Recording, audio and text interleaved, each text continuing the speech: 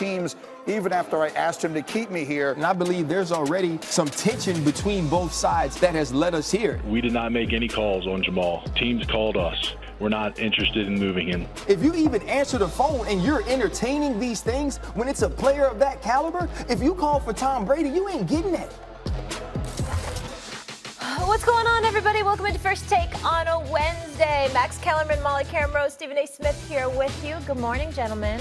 Good morning. How y'all doing? Stephen A. How y'all doing? Good. Yo, You know where we're starting. The Jets didn't make any big trades at the deadline, but they did create some drama between star safety Jamal Adams and first-year general manager Joe Douglas. Adam denies asking the team for a trade, says the GM went behind his back, taking all the dirty laundry over to Twitter, saying this.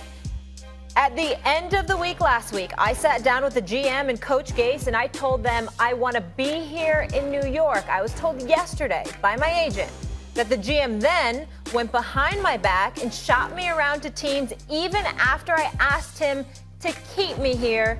Crazy business. Stephen A., does this say more about the Jets organization or Jamal Adams?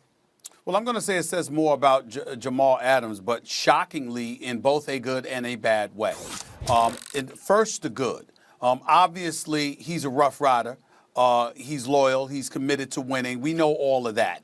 And he's one of the best players on their team. As far as I'm concerned, the brother's a big-time player, and I love his personality. I got a lot of love for him. Y'all know that. He's been on this show. Here's the only time where I would say to you that I bring into question, dare I say, his honesty. I find it very difficult to believe that any real player in the National Football League went to the Jets and said, I want to stay. I have a problem believing that. That's just me. I have no evidence of it whatsoever, Max Kellerman, Molly Cameron. I have no evidence of it whatsoever. But I find it very, very, very difficult to believe that Jamal Adams, who's a rough rider, a baller, that has been mired in football purgatory playing for the New York Jets, 5-11 first year, 4-12 last year. Adam Gase is his new coach this year, which is an absolute joke because he never deserved a damn job. And by the way, it's a damn shame that he pulled a power move and got McCagnon out of there, and he's still there, having no business whatsoever to be the head coach of the New York Jets. I find it very difficult to believe that a rough rider who is highly intelligent, knows how to play football, has got the heart to do it as well. Looking at the situation that is the moribund, disgustingly embarrassing New York Jets, and came to the conclusion, I want to stay. I don't want to leave. Just be real with me and make sure you don't move me because this is where I want to be. That is the only time in the years that I've known Jamal Adams, watching him play football, interviewing him and talking to him, that he said something that made me raise my eyebrow because I just find it difficult to comprehend that anybody would want to be a member of the New York Jets right now. I just do. And that's why this says more about the Jets, Stephen A. Look, Woody Johnson's owned the team now for, 2 decades, give or take. Inherited a situation where they were a pretty strong NFL team. So when you judge ownership, and as I always say, a fish rots from the head down, when you judge ownership, you have to see what happens to the team over time. You inherit a pretty good situation, you keep that going for a little while, but when that fuel runs out, what happens? The answer is no playoff spots, none. In the entire time he's owned the team, they've won the AFC East twice. That's once every 10 years you win your own division.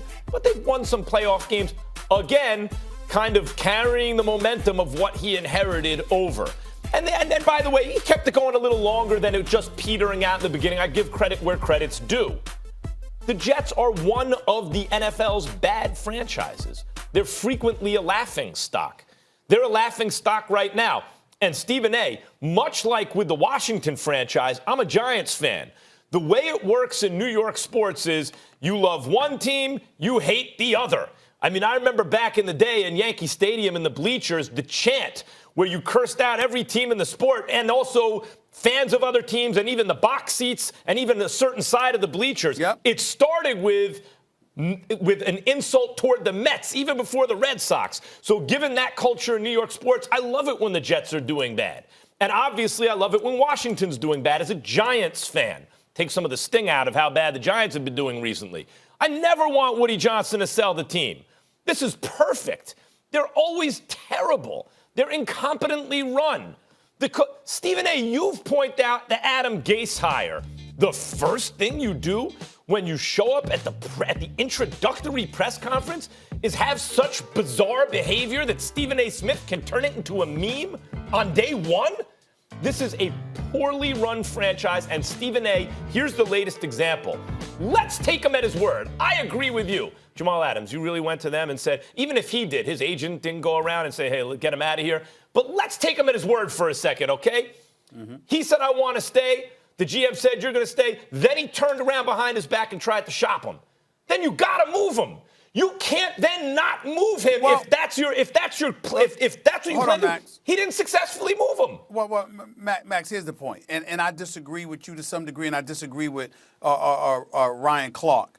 I remember I heard Joe Douglas, the general manager for the New York Jets, I believe, who was on the Michael Kay show in New York yesterday. Michael Kay and those boys doing an outstanding job. And by the way, congratulations to them winning that ratings war. Michael Kay doing his thing. Michael Kay, Don Juan LeGrec, and the crew. But let's be very, very clear about this, all right?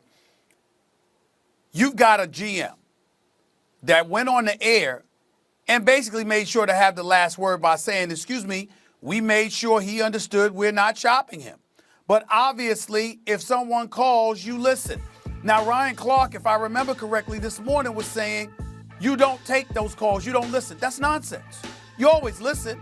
You can have absolutely no intent whatsoever to move somebody, to get rid of somebody, or anything like that. But you still listen. You never know what you'll hear. There's absolutely, positively nothing wrong with an executive willing to listen to a call, even if you end up hanging up on a person after you hear what they had to say. So this notion that Douglas has done something wrong by simply taking a phone call to hear what somebody had to say, that's wrong to indict that man as an executive for simply listening. It's entirely plausible that he listened with the intent to not do a damn thing, and just because he listened doesn't mean that he was shopping Jamal Adams. So I don't think that that's an indictment against Douglas. What's a real indictment is this apparent affinity he seems to have for a coach in Adam Gase who doesn't deserve it. He didn't do that great of a job in Miami. He certainly doesn't personify what New York is all about. Adam Gase comes on the same Michael Kay show and acknowledges, I'm not doing a good job. If he was on television, we might be asking, did he look high again like he did during this press conference? You understand what I'm saying? I mean, we don't know what the hell is going on with this guy other than the fact he doesn't look like a very good coach. He doesn't seem to be doing a very good job. And he doesn't seem to be the man that needs to be at the helm for the New York Jets. The only thing I disagree with Michael Kay and Don Juan LeGrec about is they're saying, oh, we don't advocate him being fired. I'll be damned if I don't, because he didn't deserve the job to begin with. Stephen A., even Joe Douglas, even if that interpretation of events is correct, and in fact, he's just fielded a phone call, you'd be negligent in your duty if you didn't hear what the other side has to say, right? Even if you accept those as the facts, I do. Okay, now you got to pay Jamal Adams, right? Now you're going to have to really break him off because you didn't move him. You didn't get value for him when you could. You have nothing on the team unless you believe in your quarterback still in the near future. I think Darnold can be a good quarterback eventually with a different coach. He's still extremely young, but maybe not really in the near future. This is the time where if you have assets that you don't consider fundamental building blocks for your franchise going forward, you move them for as much as you can get for them. So now you're in a position where the only thing that really makes sense is to pay a guy like a franchise player who's disgruntled. Well, so what? What the hell are you there, Abby? What do you mean disgruntled? Who's not disgruntled playing for the New York Jets? They're the New York Jets. Right. You're always disgruntled. So you have to pay Guys, a premium we got to leave it there. We'll have much more disgruntled. on the trade deadline. They did trade Leonard Williams to the Giants, and we'll get into the other moves. Yeah, Leonard Williams they get a pick for, but Jamal Adams, nothing. What do you want from me? The Browns wows at Staples last night, but find out why a 40-point, 20-rebound game is not how the Lakers are going to win a championship. First take, just getting started. We live in this world where either you're a villain or you're a superhero. You can't play this game. It's the weakest move I've ever seen by a superstar. It's Golden State for Kevin Durant. Durant drives and finishes. Kevin Durant from downtown. The back-to-back NBA Finals MVP. Kevin Durant's at that place where the all-time greats get, the crossroads of physical and mental superiority. Durant goes down holding his leg. He's a good teammate. He's a good person.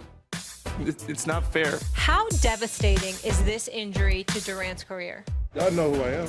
I'm Kevin Durant. Talk about tilting the Eastern Conference. That's a championship team right away. Say that you a baller. You